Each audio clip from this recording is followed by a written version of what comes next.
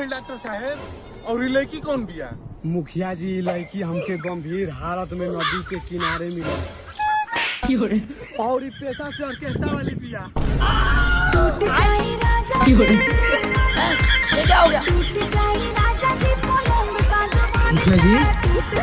मुखिया जी एक हालत बहुत बिगड़ल जात बा। रउआ एकर सेवा करी, हम खून जांच करा के आवत बानी। जाए रउआ जाए।